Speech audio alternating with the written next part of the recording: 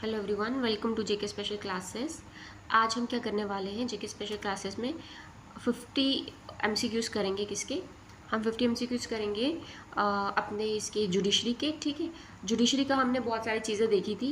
अब उसके थोड़े 50 एमसीक्यूज़ करेंगे। आज मैंने करंट अफेयर्स लाने थे, पर करंट अफेयर से मुझे एक चीज़ एनालाइज हुई है कि current affair I don't think कि वो डेली करना, क्योंकि बैंकिंग का एग्ज़ाम तो है नहीं। तो ये जो डेली से बेटर होगा। ठीक है, जो डेली करना चाहते हैं वो भी लेके आएंगे, बट एक वीकली लाया करेंगे। वीकली में क्या होगा कि वो जो चीज़ें एनालिसिस करके पूरा जैसा पेपर आता है, क्योंकि इसका पैटर्न जो है ऐसा नहीं कि कुछ भी पूछ रहे हैं। तो फिर अगर कुछ भी पूछ रहे हैं तो फिर तो डेली करना चाहिए। फिर तो डेली जो भी चीज़ें आ रही है सब उसको याद करो।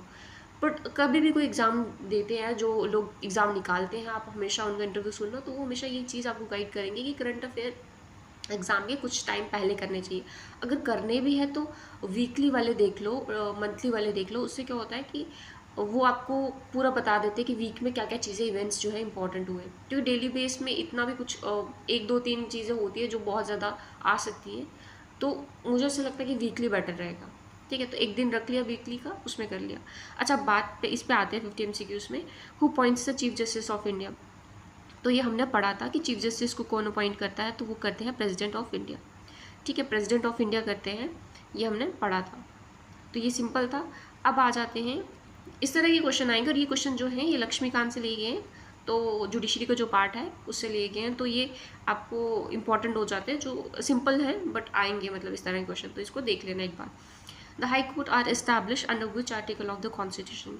तो जो हमने हाई कोर्ट्स जो इस्टेब्लिश की हैं वो किस आर्टिकल के अंडर किए हैं? तो हमने किया आर्टिकल 217। ठीक है, तो याद रखना, ये क्वेश्चन पूछा जा सकता है अगर हाई कोर्ट के रिलेटेड कुछ चीज़ है। हाई कोर्ट है तो हाई कोर्ट से रिलेटेड अगर कोई चीज़ है तो याद रखना, ये इंपॉर्टेंट हो जाती है। तो क्या याद रखना है कि हाई कोर्ट किस आर्टिकल के अंडर आता है?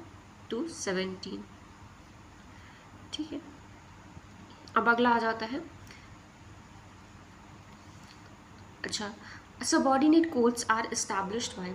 जो सबॉर्डिनेट कोर्ट्स होती हैं वो कौन एस्टैब्लिश करता है? तो जो सबॉर्डिनेट कोर्ट्स होती हैं वो एस्टैब्लिश करती है स्टेट गवर्नमेंट। अच्छा, अब आ जाते हैं अगला, ये भी बहुत इंपॉर्टेंट क्वेश्चन है। The supreme court has the power of a judicial review. ठीक है, सुप्रीम के पास कोर्ट के पास पावर है कि जुडिशियल रिव्यू के लिए वो भेज सके। तो ये चीज़ हमने करी थी, ये चीज़ें पूछी जा सकती है, ये आपको बहुत इंपॉर्टेंट हो जाती है। मतलब क्या है इसका जुडिशियल रिव्यू का? तो इसमें आगे नीचे लिखा है the power to review laws passed by the parliament. जो पार्लियामेंट ने लॉ बनाया है उनको रिव्यू करने की पावर है। The power to review decision of high courts, उसको रिव्यू करने की पावर है। The power to review decisions of the president, उसको रिव्यू करने की पावर है। किस चीज़ की पावर है? ये बहुत अच्छा क्वेश्चन है, बहुत ही अच्छा है, क्योंकि ये चीज़ अब मुझे लगता है ये बहुत ही बेस्ट क्वेश्चन है अगर देखा जाए। रिव्यू हमने पढ़ा था, बट किस किस चीज़ का रिव्यू है इसमें सारा क्लियर किया गया है कि पार्लियामेंट के जो पार्लियामेंट में लॉ पास होता है उसको भी रिव्यू करने का प्रावधान है। क्या है कि फंडामेंटल राइट्स या किसी नॉर्मल बेसिक राइट्स जो है ह्यूमन के, जो सिटीजन हैं कंट्री के या जो भी यहाँ के नागरिक है, तो उनके साथ हनन तो नहीं हो रहा है। अगर वो क्लैश कर रहे हैं तो उनको बोले कि नहीं, ये गलत कर रहे हो आप, इसमें इसको वापस से एक बार चेक करो। फिर आ जाता है जैसे हाई कोर्ट ने कोई डिसीजन ले लिया तो फिर सुप्रीम कोर्ट के पास वो है कि हाँ, उसको रिव्यू करे कि हाई कोर्ट का डिसीजन जो है ठीक है कि गलत है। फिर आ जाता है power to review decision of the president. ठीक है, प्रेसिडेंट का जो है उसका भी रिव्यू करने का पावर है। तो ये डी ऑप्शन आ जाता है। बहुत अच्छा है, इसको देखना है एक बार। ठीक है, रिट्स बहुत इंपॉर्टेंट हो जाती है। रिट्स जो है ये ऐसे भी पता होना चाहिए, कंट्री के जो नागरिक हैं उनको पता होना चाहिए क्या क्या रिट्स होती है और क्या क्या मतलब होता है इसका। और ये चीज़ इंपॉर्टेंट हो जाती है। The supreme court can issue Ritz which of the following is not a writ issued by the supreme court. तो अब इसमें कौन सी है जो सुप्रीम कोर्ट नहीं करती है issue? This question is, I think, wrong, because all the writs, basically writs, are habeas corpus, quo warranto, mandamus, certiorari. All these writs are issued by both the Supreme Court and High Court. So in this question, they are saying that certiorari, Supreme Court cannot issue certiorari. So it is wrong, I think. So you are not going to do this question. तो next question पे आते हैं।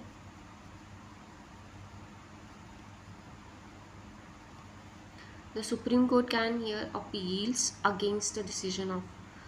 अच्छा, supreme court जो है किसके खिलाफ अगर अपील सुन सकती है, ठीक है, हाई कोर्ट के, ट्रिब्यूनल्स के, स्टेट गवर्नमेंट्स के, या ऑल ऑफ द वर्ल्ड, तो हर किसी के खिलाफ सुन सकती है। तो इसमें कोई वो दोहराई नहीं होना चाहिए, हाई कोर्ट के भी, ट्रिब्यूनल्स के भी, स्टेट गवर्नमेंट्स के भी, ऑल ऑफ द वर्ल्ड। तो ये डी ऑप्शन ठीक है। ठीक है, फिर आ जाते हैं, the supreme court is the highest court of appeal in India, true और फॉल्स। ट्रू है, सुप्रीम कोर्ट जो है वो हाईएस्ट कोर्ट है इंडिया में, तो ये सही है। अब आ जाते हैं हाई कोर्ट के क्वेश्चंस पे।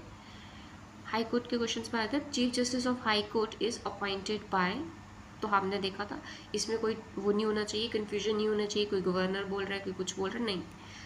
अपॉइंट प्रेसिडेंट ही करेंगे, but with the help of governor of India, और विद द एडवाइस, मतलब उनकी एडवाइस लेंगे, किसकी, गवर्नर की, और या तो चीफ जस्टिस ऑफ इंडिया की। तो ये सिंपल है। High court, which high court has the largest number of जजेस। तो जैसे हमें पता है इलाहाबाद हाई कोर्ट बहुत बड़ी हाई कोर्ट है, तो फिर इसका ये सिंपल सही हो जाता है, इलाहाबाद हाई कोर्ट।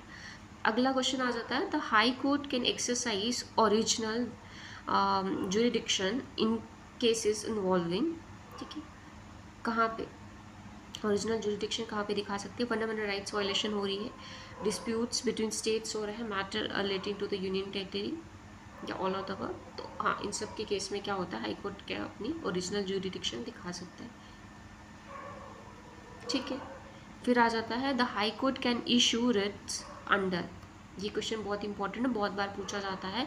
जो हाई कोर्ट है वो आपका इस आर्टिकल के अंडर रिट्स को इशू करता है। हमने देखा कि जो हाई कोर्ट है और सुप्रीम कोर्ट है, ठीक है, सुप्रीम कोर्ट है, ये दोनों रिट्स जो है, किसी का फंडामेंटल राइट्स वायलेशन हो रही है, रिट्स की वायलेशन, जैसे हमने बोला। रिट्स पहले होता क्या है ये देख लेते हैं, मैंने ये बताया ही नहीं। देखो, हैबियस कॉर्पस होता है, किसी आदमी को डिटेन कर लिया अनलॉफुली, ठीक है, अनलॉफुली, ऐसा तब तो ये बनाना बहुत ज़रूरी है। क्यों ज़रूरी है, अब ये भी देखो, आर्टिकल 32 के अंडर रिट्स के बारे में बताया है। ये बनाना क्यों ज़रूरी है, ये इसलिए ज़रूरी है, अच्छा मैंने 32 बोला, ठीक है, तो 32 क्या हमने बोला कि फंडामेंटल राइट्स की प्रोटेक्शन के लिए कुछ रिट्स जो है वो ये है, जो डायरेक्ट, देखो, अगर किसी आदमी को डिटेन कर लिया जाए, अगर उसको कन्वेंशनल मेथड से जाना है, एक स्टेप, मतलब अपना डिस्ट्रिक्ट लेवल पे जाएगा, सबॉर्डिनेट कोर्ट में, इस तरह जाना जाएगा, तो फिर तो गलत हो जाएगा। अगर किसी के साथ गलत हुआ, डिटेन हुआ, तब तो उसके साथ बहुत नाइंसाफ़ी हो जाएगी। तो इसलिए क्या किया गया है, कुछ केसेस में डायरेक्ट हाई कोर्ट या डायरेक्ट सुप्रीम कोर्ट के पास जाने का प्रावधान है। तो किस केसेस में है, वो है हैबियस कॉर्पस, कहीं अनलॉफुली किसी को डिटेन कर लिया है। जैसे तो पुलिस किसी को भी अनलॉफुली डिटेन कर ले, बाकी तो आप जानते ही हो पुलिस का नेचर। फिर आ जाते हैं क्वा वारंटो। क्वा वारंटो क्या होता है, क्वा वारंटो होता है, अच्छा ये मैंडेमस पहले देखते हैं। मैंडेमस होता है, ठीक है, अगर कोई आदमी जैसे पुलिस का कोई मतलब कोई गवर्नमेंट का सर्विस कर रहा है, वो अपना काम नहीं कर रहा है, तो उसको क्या बोलते हैं, उसको कमांड, वो बोलते हैं वीक कमांड, मतलब आप काम करना पड़ेगा, ठीक है, कि आप ऐसा नहीं है, तो वो ये मैंडेमस उसमें आ जाता है, ठीक है, कोई अपनी सर्विस को पूरी तरीके से नहीं कर रहा है। सेशरी क्या होता है, सेशरी होता है, ठीक है, अब सेशरी होता है जैसे कि कोई लोअर कोर्ट ने कुछ जजमेंट दे दिया, तो वो क्या करते हैं कि अब वो चीज़ है कि उनको जो अपर कोर्ट है उसके पास वो अधिकार है कि वो बोलेगा कि उसकी जजमेंट वो करके मतलब उसको, अब उसकी जजमेंट जैसे मान लो कि इलीगल है, ठीक है, इलीगल है, उसको सेट असाइड करके वो अपनी जजमेंट दे सकता है, ठीक है, उसकी जजमेंट कैंसिल करके अपनी दे सकता है। इलीगल है या उसकी जजमेंट में कुछ गलतियां हैं, कुछ एरर्स है, तो होता है ना लॉ, अगर जजमेंट भी कोई दे रहा है, वकील दे रहा है, वो भी इंसान है, तो अगर उसकी एरर्स आ रहे हैं, उसने जजमेंट नहीं दी उस अनुसार, जिस मतलब जो सही थी, तो क्या कर सकता है, हायर कोर्ट क्या करता है, उसको कैंसिल कर सकता है इलीगल मान के, तो या एरर मान के। तो क्या है, सर्जरी क्या है, उसको सेटिसाइड। मैंडेमस क्या बोला कि वो बोलते हैं कि अगर कोई पर्सन अपना काम नहीं कर रहा है, वो पब्लिक अथॉरिटी है, तो मैंडेमस रट लगती है, ठीक है। अब आ जाते हैं क्वा वारंटो। अच्छा प्रोहिबिशन, अच्छा क्वा वारंटो पहले कर लेते हैं। क्वा वारंटो क्या होता है, अच्छा, क्वा वारंटो होता है कि कोई इलीगली बन जाए कोई, है ना, मतलब कोई चीज़ वो उसका लीगल अथॉरिटी नहीं है, कोई काम कर रहा है, कोई सर्विस, कोई मतलब मान लो कोई पोजीशन में चला जाता है ना, उसका वो वहाँ पे अधिकार ही नहीं है जाना, मतलब उसकी लीगली वहाँ पे नहीं बन रहा उस सीट पे, उस जगह पे उसका रोल नहीं है, तो वो क्या करेंगे, तो क्वा वारंटो रिट है, ये रिट होती है, तो उसको लगता है क्वा वारंटो, तो फिर उसको हटा दिया जाता है, मतलब कि कोई इलीगली कोई एक मतलब जो उसकी जगह नहीं है, जो उसकी अभी वहाँ पे नहीं पहुँचने के वो है, तो वो उसको हथिया ले या उसको उस पोजीशन पे चला जाए, है ना, ज़बरदस्ती, तो क्वा वारंटो रिट लगती है। ठीक है, तो ये चीज़ें हैं। तो हैबियस कॉर्पस, प्रोहिबिशन बताया मैंने। अब प्रोहिबिशन में क्या होता है कि जैसे प्रोहिबिशन भी एक रिट होती है, तो उसमें क्या होता है कि जैसे कोई लीगल जैसे कोई काम कर रहा है, जैसे कोर्ट ने कोई ऑर्डर दे दिया, तो कोर्ट ने जो ऑर्डर दिया है ना, कोर्ट ने जो ऑर्डर दिया, अब वो उसकी जुरिडिक्शन में नहीं आ रहा है ना, तो उसको उसको क्या प्रोहिबिट करता है, मतलब ये क्या करता है, फिर अपर कोर्ट जो होगी वो उसको प्रोहिबिट करेगी, भाई तुम्हारे इसका नहीं है, तुम्हारे अंडर नहीं आ रही ये चीज़, तो तुम बाहर ही रहो इससे, तो उसको उसके जजमेंट देने पे वो प्रोहिबिट करती है। कभी कभी ऐसे केसेस आपने देखे होंगे, मतलब केस कहाँ का होता है और कहाँ चल रहा होता है, ये चलो उसमें डिटेल में नहीं जाते, तो क्या होता है कि वो डिसीजन दे रहे हैं, तो फिर गवर्नमेंट जो है अपर कोर्ट है वो कहेगी तुम्हारा नहीं है यहाँ पे बनता अपनी जजमेंट देने का, तो तुम चुप बैठो। तो ये सारी चीज़ें, ये रिट्स हैं, और ये रिट्स जो होती हैं ये हाई कोर्ट के पास भी अधिकार है, सुप्रीम कोर्ट के पास भी है, आपके फंडामेंटल राइट्स को बचाने का। आर्टिकल 32 की बात हो रही है, तो अब ये चीज़ आती है। अब हाई कोर्ट सुप्रीम कोर्ट में क्या है, अब हाई कोर्ट के पास ये है कि वो रिट्स को माने ना माने, मतलब रिट्स ऑब्वियसली जाके वो कर सकता है, बट उसके पास फिर भी अधिकार है कि वो उसको सुनना चाहे नहीं, बट सुप्रीम कोर्ट के पास तो वो बाउंड टू वो है कि उसको अगर किसी के फंडामेंटल अधिकारों का हनन हो रहा है तो उसको देखना ही पड़ेगा। ठीक है, ये सारी चीज़ें आ जाती हैं।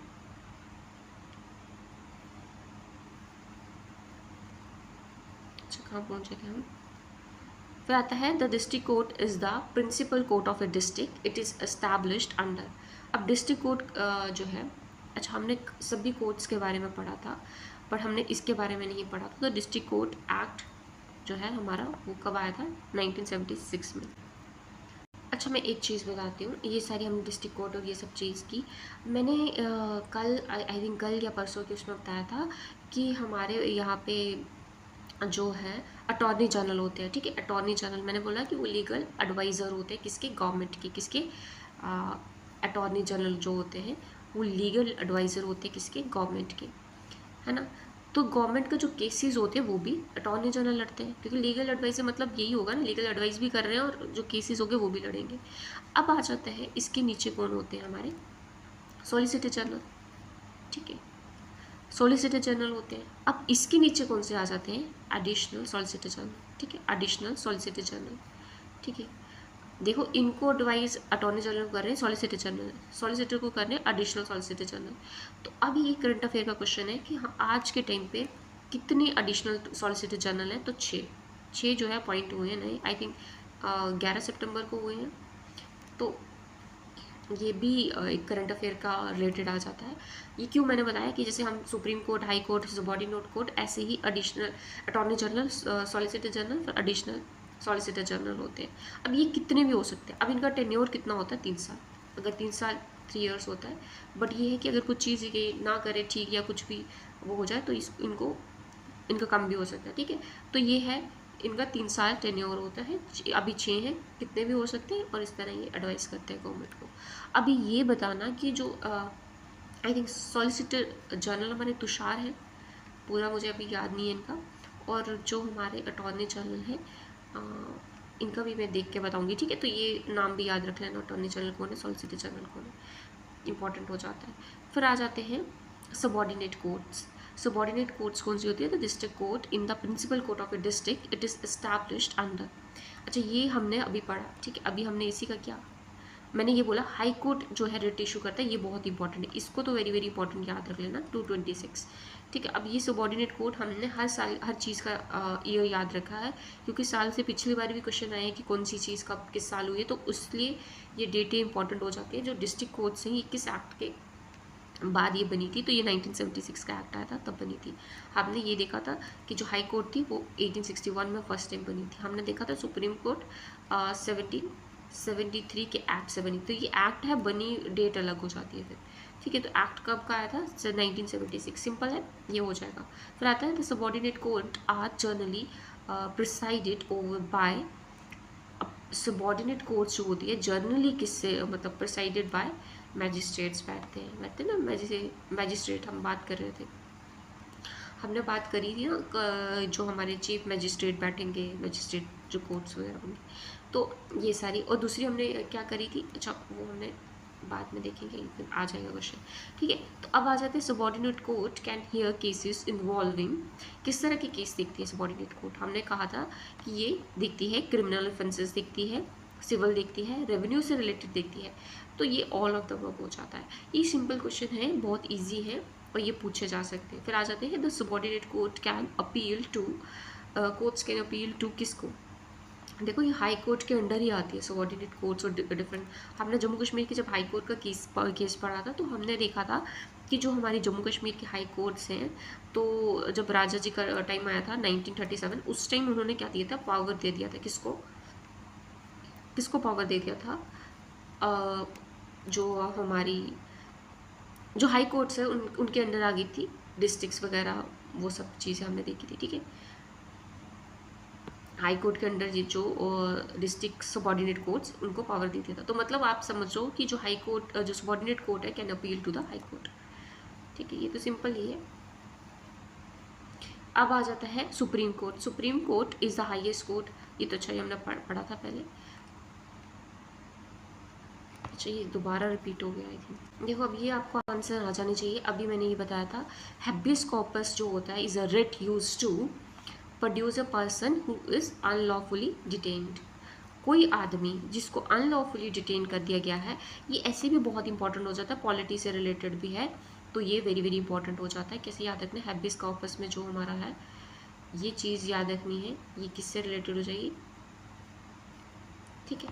ये हो जाता है हमारा पर्सन, किसी को अनलॉफुली, किसी को ऐसे ही अनलॉफुली डिटेन। अब कहते नहीं कि किसी को ऐसे पुलिस पकड़ ली, ऐसे नहीं पकड़ सकती, ठीक है, पकड़ नहीं सकती। अगर किसी को ऐसे भी पकड़ के डाल दे तो फिर क्या है, वो आदमी जा सकता है सुप्रीम कोर्ट के पास, और सुप्रीम कोर्ट के पास जब वो चला जाएगा, ठीक है, तो क्या उसको मतलब डायरेक्टली सुप्रीम कोर्ट के पास, हाई कोर्ट के पास जा सकता है, और ये हैबियस कॉर्पस लगती है, ठीक है। Produce a person who is unlawfully detained. फिर आता है मैंडेमस। मैंडेमस क्या होता है? Command a person to perform a public duty. I think ये भी मैंने अभी आपको बता दिया, तो ये चीज़ कोई कन्फ्यूजन नहीं होनी चाहिए, ठीक है। कोई अपनी पब्लिक ड्यूटी जो उसका काम है करने का, जब वो नहीं परफॉर्म कर रहा, जब वो परफॉर्म नहीं कर रहा, तो फिर क्या होता है, ठीक है। तो फिर अब कोई भी गवर्नमेंट के पास चला जाए, कोई भी सुप्रीम कोर्ट के पास चला जाए, हाई कोर्ट के पास चला जाए, तो वो फिर हाई कोर्ट या सुप्रीम कोर्ट उसको बोलेगा कि अपनी पब्लिक ड्यूटी को निभाए, ठीक है। फिर आ जाता है कोवेरेंटो में, क्या आ जाता है, is a writ use to quash the proceeding of a low court, ठीक है। ये भी मैंने आपको बोला कि ये क्या कर सकता है कोवेरेंटो में, जो लोअर कोर्ट का प्रोसीडिंग वो है उसको क्वैश कर सकता है, ठीक है, उसको क्वैश कर सकता है। और सर्जरी में क्या बोला, इसमें ये क्वैश कर सकता है, सर्जरी में बोला कि उसको लीगल इलीगल वो सब वो देखेगा, ठीक है। और इलीगल है या एरर है तो वो हाई कोर्ट क्या या सुप्रीम कोर्ट क्या करेगा, अपनी जजमेंट उसमें दे सकता है, ठीक है। इंडिपेंडेंस ऑफ द जुडिशरी, ठीक है। The independence of judiciary is granted by the constitution. Obviously true है, बिल्कुल ट्रू है। फिर आ जाते हैं द जजेस of the supreme court and high courts are appointed by. अब कौन करता है, ये बार बार क्वेश्चन इसलिए मैंने डाला है ये क्योंकि ये इंपॉर्टेंट हो जाता है।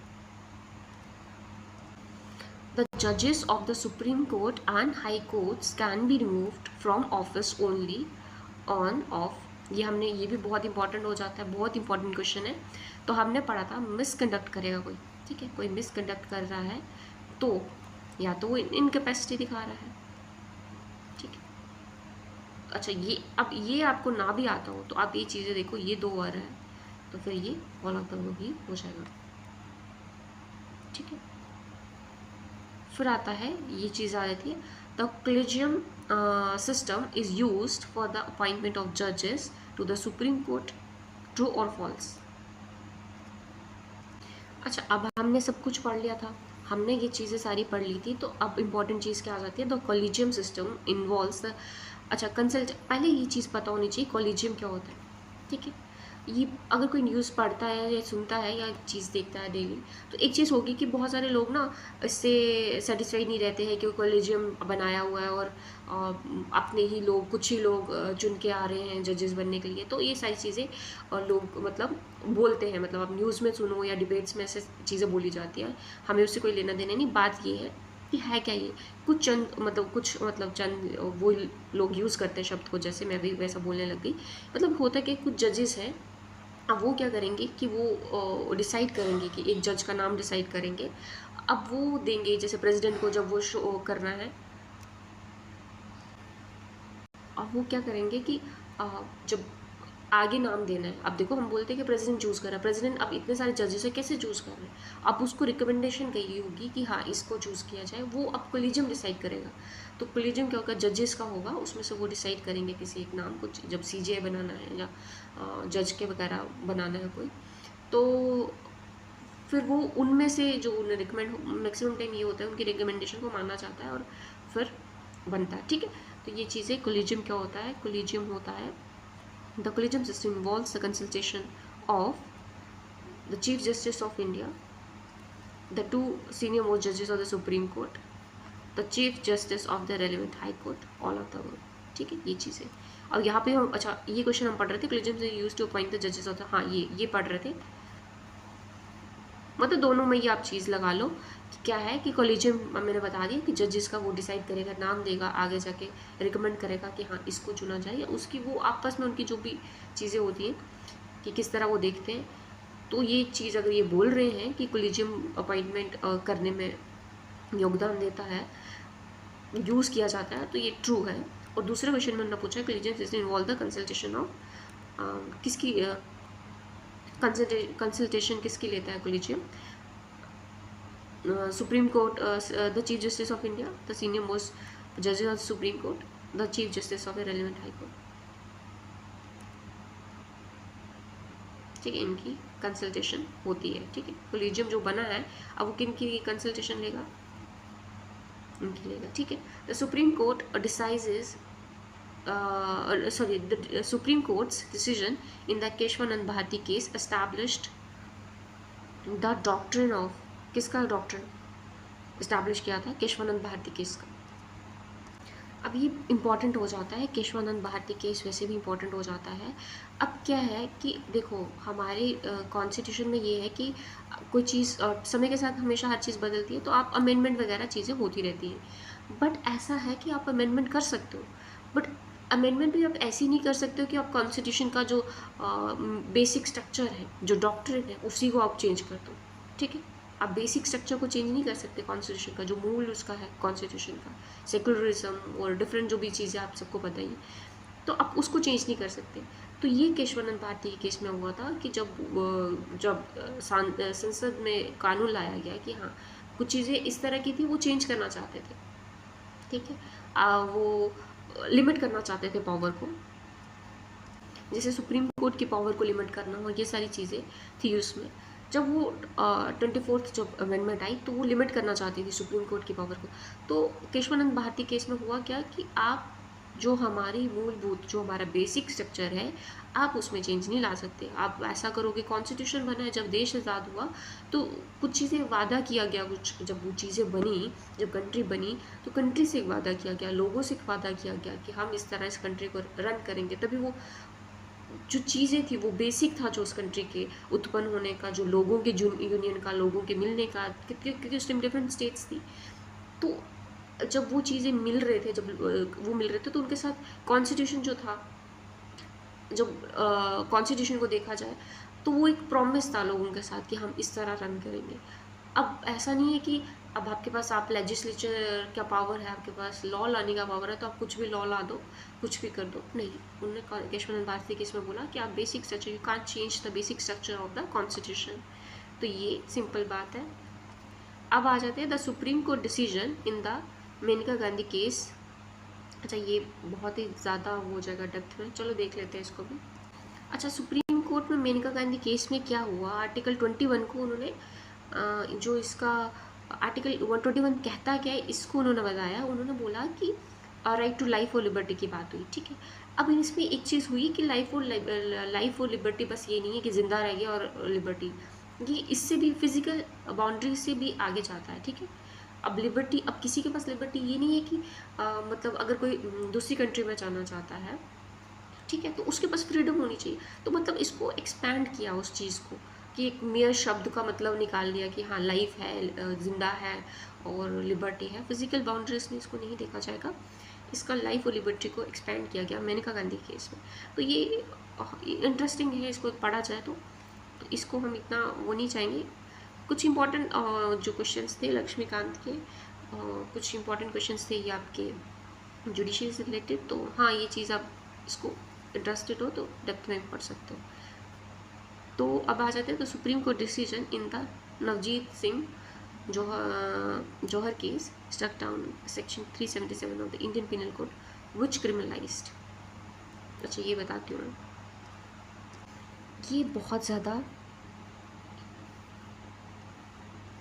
अच्छा इसमें क्या था, ये ऐसे भी बहुत इंपॉर्टेंट हो जाता है। अगर कोई इस तरह के क्वेश्चन आए, थोड़ा करना, आवाज़ आएगी क्योंकि ये रात का 2 बज रहे हैं।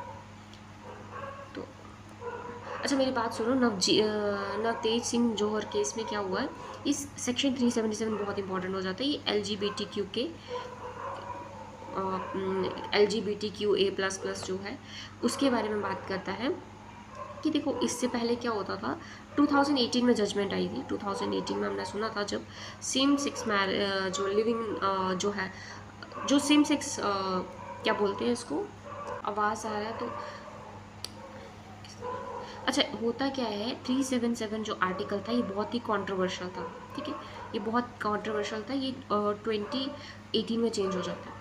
अब ये कंट्रोवर्शियल क्या था, मैंने आपको फर्स्ट वीडियो में ही बताया था जब हमने कॉन्स्टिट्यूशन का पढ़ रहे थे कि जो अंग्रेज़ आए थे तो बहुत सारे, जब हमने 1935 का, बहुत सारी चीज़ें आज भी हमारे कॉन्स्टिट्यूशन में प्रेजेंट है। तो ये इसकी एक एग्जांपल है। ये एक्ट जो है एक्ट आता है, आर्टिकल जो 377 में था। 377 में है क्या था, पहले सेम सेक्स जो थे,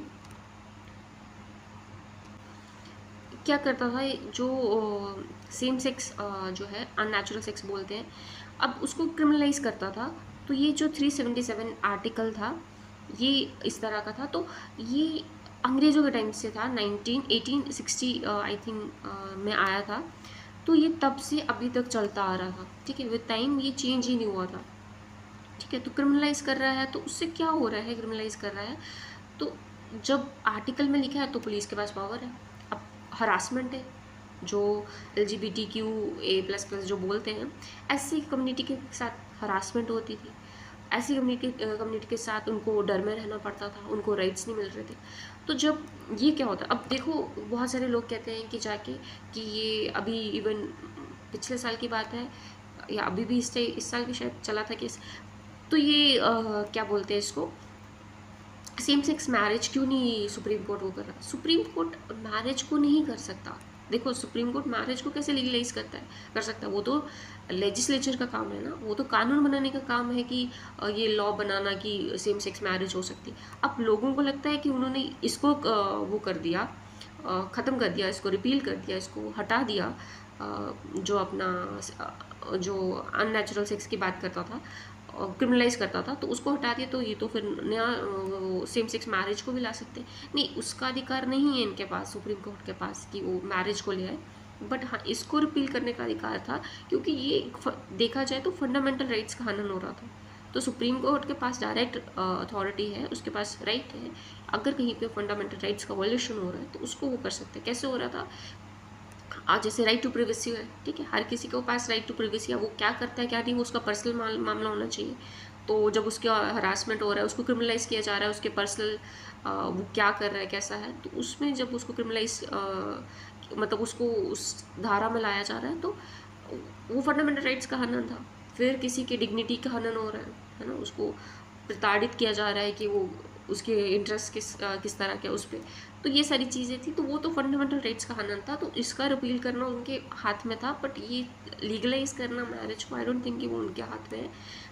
तो ये एक एक्स्ट्रा वो था।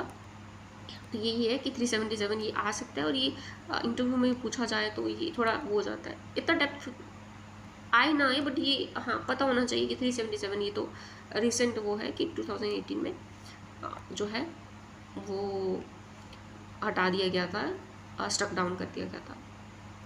सोडोमी बोलते हैं इसको, ठीक है, विच क्रिमिनलाइज सोडोमी। सोडोमी अब मैंने बता दिया, ठीक है, अननेचुरल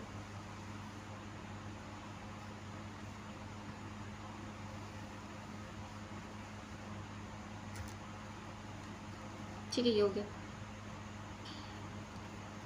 अब आ जाते हैं तो सुप्रीम कोर्ट्स डिसीजन। अच्छा ये फिर आगे के इतने इंपॉर्टेंट नहीं है, और अब टाइम भी काफ़ी हो गया, तो कुछ ये इस तरह के जो हमारे क्या थे एमसीक्यूज़ थे, इस तरह के थोड़े थोड़े एमसीक्यूज़ करोगे तो आपको थोड़ा थोड़ा क्लैरिटी होता जाएगा कॉन्स्टिट्यूशन का।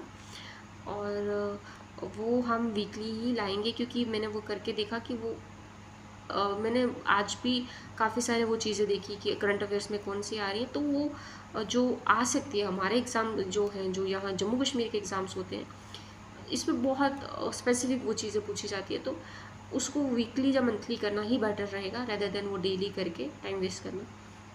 अब आ जाते हैं, इंग्लिश को बहुत ज़्यादा प्रैक्टिस करना पड़ेगा, क्योंकि मैक्सिमम मार्क्स इंग्लिश और करंट अफेयर से हैं, और साथ में कंप्यूटर का भी। तो उसको किस तरह करेंगे, एमसीक्यूज़ लेके आएंगे, ठीक है, एमसीक्यूज़ आएंगे इंग्लिश के, और किसके लाएंगे एमसीक्यूज़ लाएंगे दूसरे कंप्यूटर के।